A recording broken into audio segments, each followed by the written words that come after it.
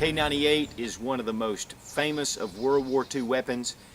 These are sought after highly by collectors. In fact, this one in particular is an arsenal refinished with all matching serial numbers, and there are so many different values and grades to these rifles.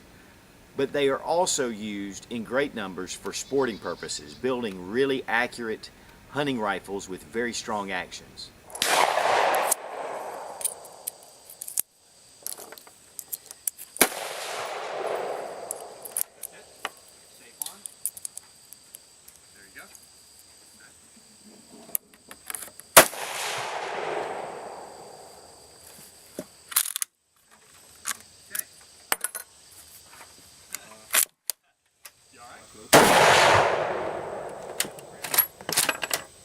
Take my magazine out.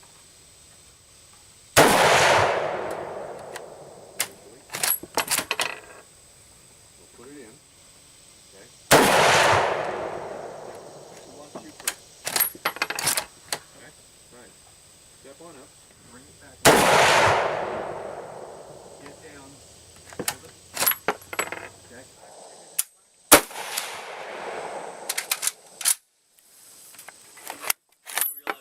Here's the first 5 rounds, 8mm Mauser, iron sights. One of the first things we want to take a look at with the K98 Mauser is the action, and that's really probably one of its strongest points. Because of this action, it was such a strong action, and very reliable, and it could really handle a lot of pressures. In fact, Springfield 03 was really designed after the Mauser action to where they had to pay royalties to Mauser because of the design, how close it was. But because it's so strong, it is held up commercially for many years. I mean, people sought after Mauser actions to build custom target rifles and rifles to do conversions on, because you can do so many calibers because of the strength of this action. It was designed around the 8mm cartridge, and here is a little bit of the internals. The bolt is non-blued, just steel. It does have an internal box. You load 5 rounds. Use a stripper clip. If for military use here, there's a place here for you to put your stripper clip, and then you load the rounds in.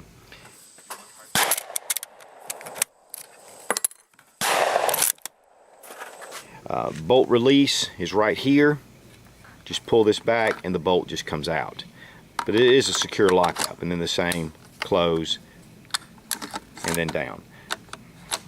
It originally was with a straight bolt, the original earlier Mauser designs, but with the K98 they chose to turn the bolt, which makes it actually easier and faster the way it loads. Secondly, it doesn't stick out straight out.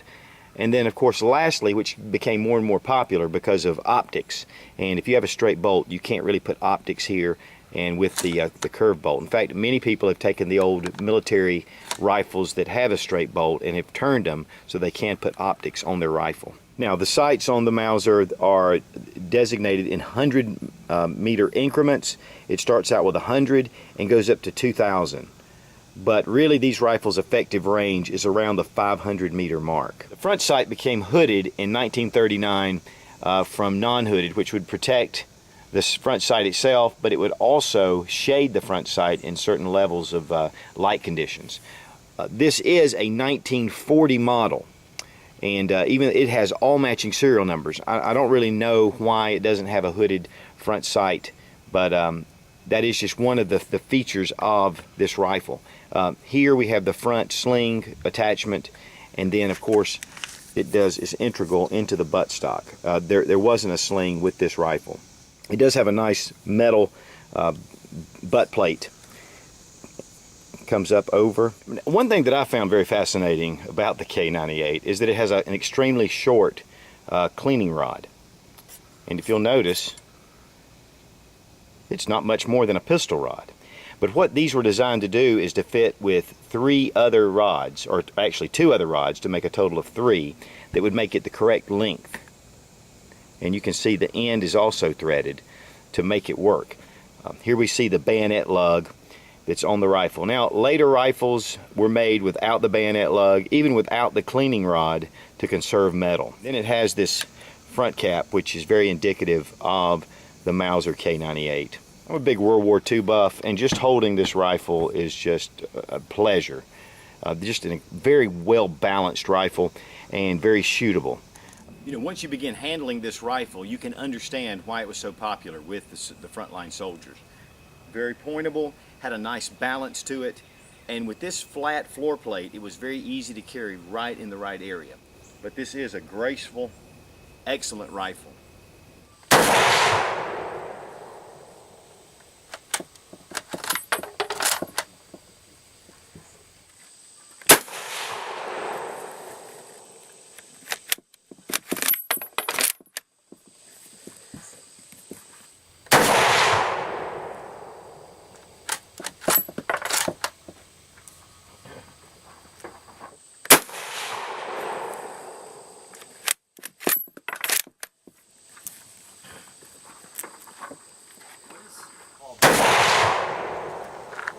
Of course, the Mauser bayonet is renowned for its effectiveness with a 9.9 inch blade.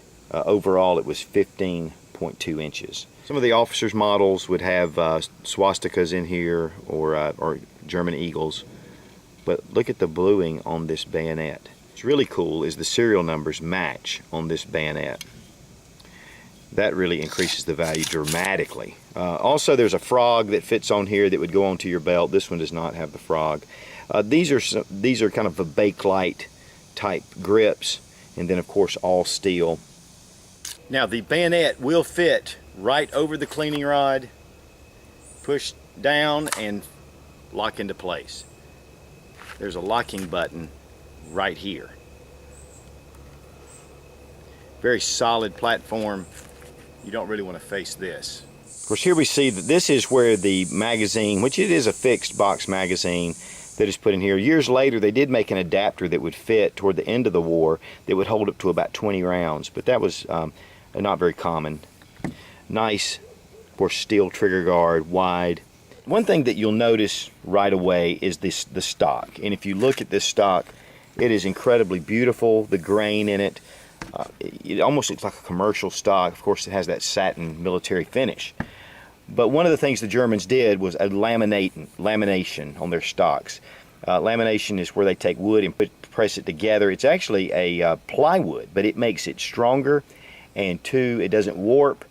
Now, the K98 Mauser was being ready to be replaced by the STG-44. The Germans had seen in combat the effectiveness of semi-automatic with the Russians on the Eastern Front and the Americans with the Garand on the Western Front. They really needed something that had more firepower. So the assault rifle, in fact, the STG-44 is the predecessor to the AK-47, which the Russians developed, of course, just a couple of years later.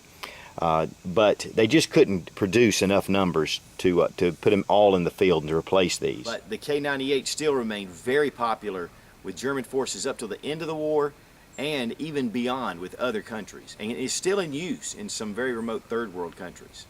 The Mauser K98 is an incredible rifle, and not only fun to collect, but also a great rifle to shoot.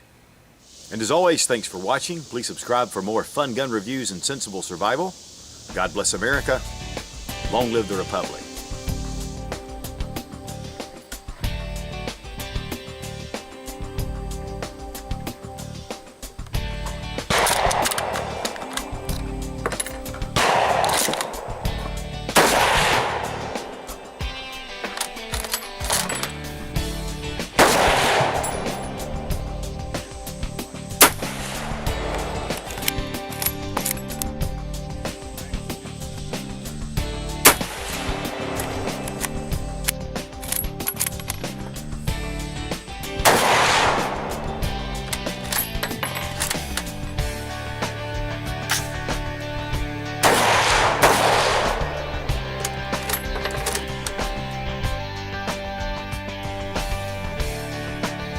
Push the button.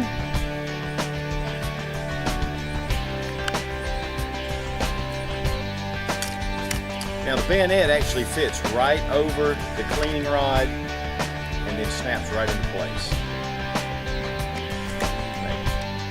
Auf Wiedersehen.